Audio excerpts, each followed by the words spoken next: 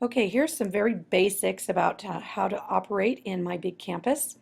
You need to go to www.mybigcampus.com and it will open up a screen. You should have been given your username and password from IT. Teachers, you need to enter Hugoton Public Schools. So you don't enter the building you're teaching in.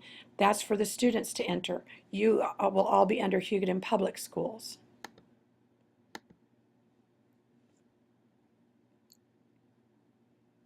It will take you to your activity page.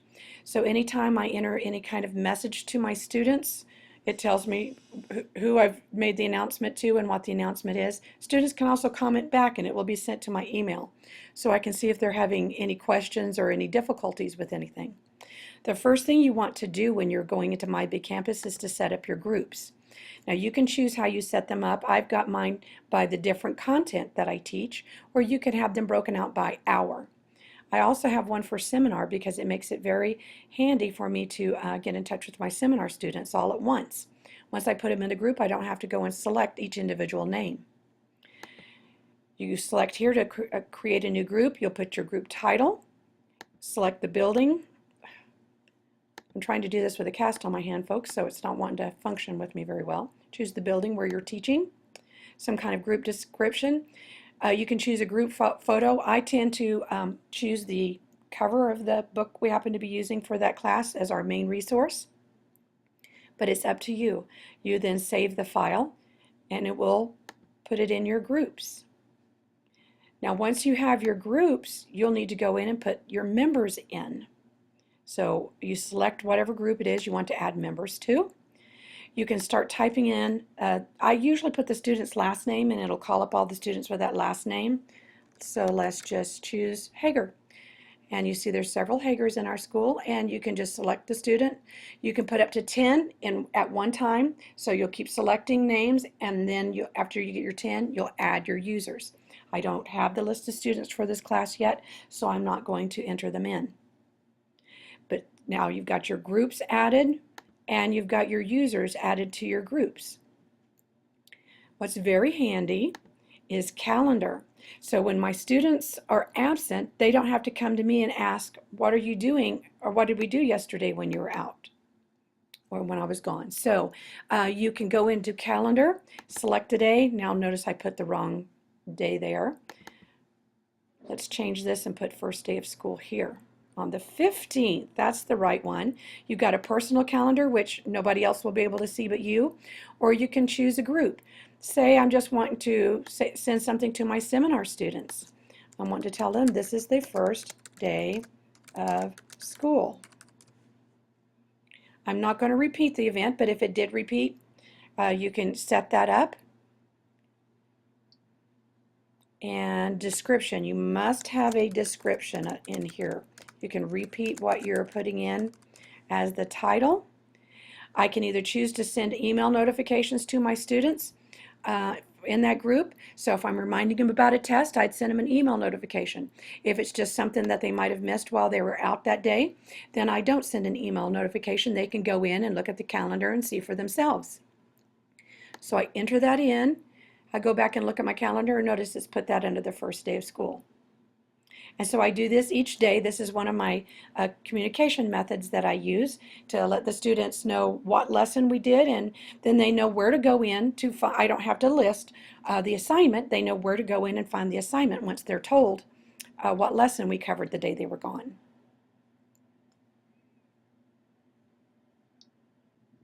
Okay, let's go back to groups and see what else we can do for them.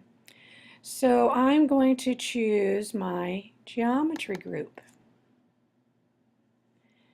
And for my geometry, there's a home page where I can put something like their warm-up on there. I can go to resources. And these are the resources that I've downloaded for my students. So the first days of school has the syllabus in it. Passwords in order to get into their geometry book, parent guide for how they can access My Big Campus. So I've got different information under that section under first day of school. Go back to other resources. I have also created a library. This is the first unit that we're going to do in class. So students can, there's some things we have to cover before we get started. So I have bundled the lessons that they need because they're not coming to us quite Common Core ready. There's a video for each lesson. There is the assignment, practice and problem solving.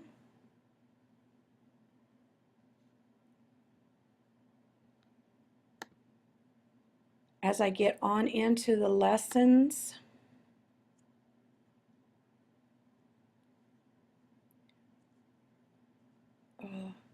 not wanting to function very well. Okay, and to show you what the resources look when they actually get to be on level, let's look at parallel and perpendicular lines. So I've bundled each lesson. Under the details, there's the objective, the vocabulary, the state standards. They have video that they can watch at home because I've got a flipped classroom with my students, and their assignments for them to work. I also give them the answers. Now they're graded on showing their work, but I give them the answers so they know if they're doing it correctly. And I've got videos recorded for every lesson, so if a student's absent from class, they don't have to miss the lecture, and we actually work on the problems in class.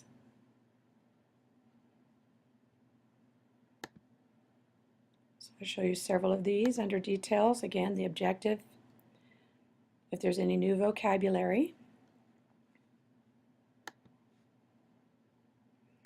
Now, you ask, where is all this information stored? I have a personal library.